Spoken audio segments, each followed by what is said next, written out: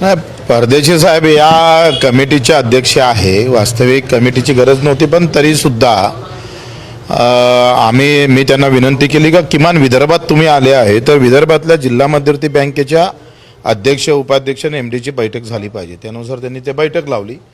ते लावणार नव्हतेच, पण ते लावली कारण आमच्या जिल्हा मध्यवर्ती बँक ही सगळ्यात शेवटच्या घटकापर्यंत जाणाऱ्या बँक आहे. सोसायटीच्या माध्यमातून गावात तो शेतकऱ्याला कर्ज देतं आणि मग त्याच्या काय अडचणी आहे ते समजल्या पाहिजे. पहिली गोष्ट तर अनिष्ट तफावत एवढी वाढली का त्यावर निर्णय झाला पाहिजे.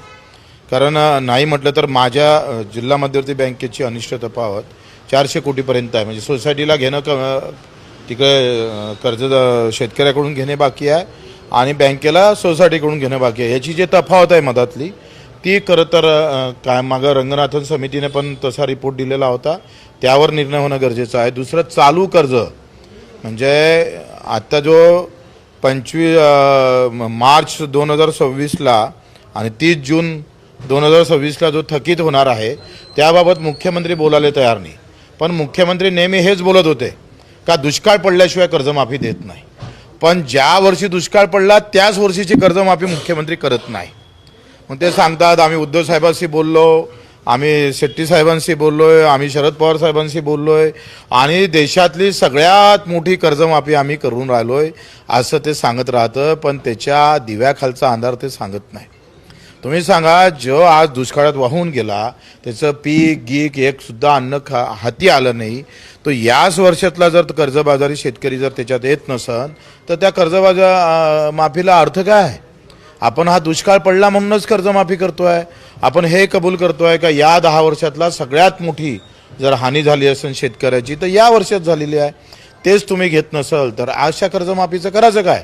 हा एक मुळात प्रश्न आहे. दुसरं कसं आहे का आता आमची जिल्हा मध्यवर्ती बँक आहे, आमचे यवतमाळवाले अध्यक्ष पण इथं आहे. तुम्ही एक सांगा का आता जर यांनी पात्र अपात्र ठरवले नाही तर एका इकडे त्यांनी कसं अडचणीत आणून टाकलं आहे जिल्हा मध्यवर्ती बँकेला. म्हणजे सहकार क्षेत्र कसं मोडीत काढायचं आहे. त्यांनी एका इकडे वसुलीला स्थगिती दिलेली आहे वर्षाची. आता मग वर्षाची स्थगिती दिली तर यावर्षी आम्हाला वसुली करता येत नाही ऑक्टोबरपर्यंत.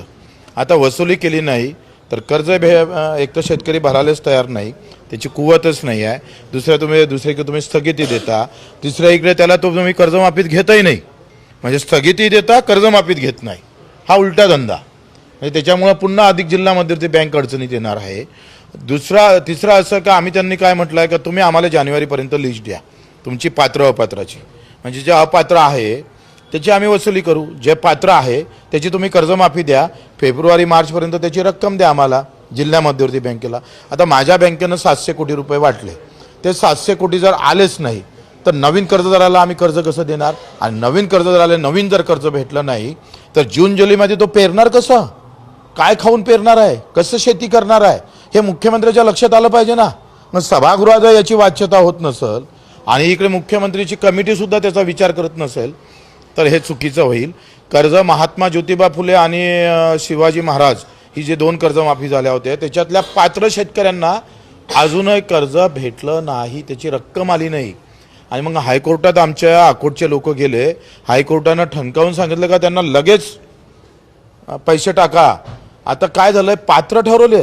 महात्मा फुलेमध्ये पात्र आहे, छत्रपती शिवाजीमध्ये पात्र आहे, पण पैसेच पाठवले नाही. पैसे न पाठवल्यामुळं एका इकडे तो पात्र आहे म्हणून थकीतदार दिसत नाही आणि दुसरीकडे पैसे नाही आले म्हणून त्याच्यावर पैसे दिसतं.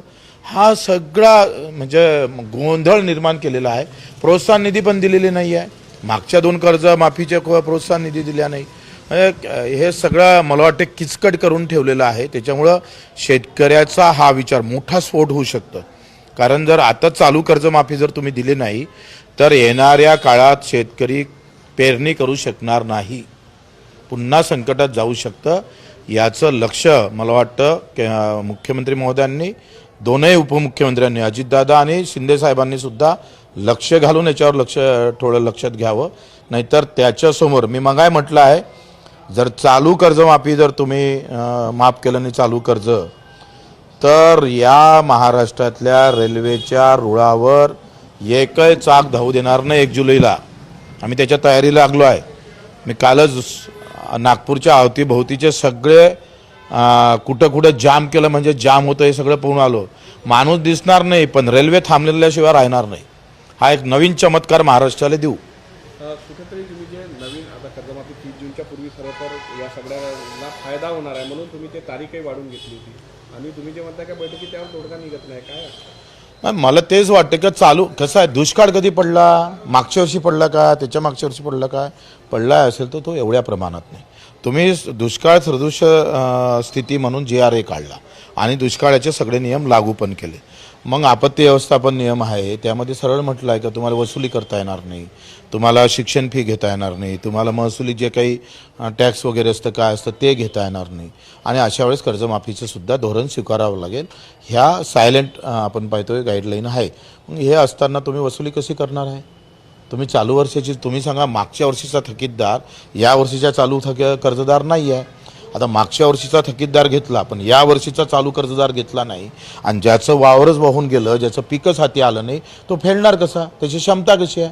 काय काय करून तो फेडू शकतं? हे तर साधं उदाहरण आहे. हे चौथ्या वर्गातल्या पोट्ट्याला समजतंय. ते यांना समजू नये परदेशीसारख्या माणसाले, तर मग कसं होणार आहे? रवी राणा यांनी असं म्हटलंय की कुठेतरी बिबट्यांची संख्या मोठ्या प्रमाणात वाढली आहे म्हणून बिबटे पोसायलाच परवानगी द्या आणि केंद्र सरकारने त्याची मंजुरी कराय असं गणेश नाईक यांना पत्र दिलं वनमंत्र्यांना. तुम्ही कसं पाहता बिबटे घरात पोसायचे? काय आहे, याची टिंगल उडवायची आहे शेतकऱ्याच्या प्रश्नावर.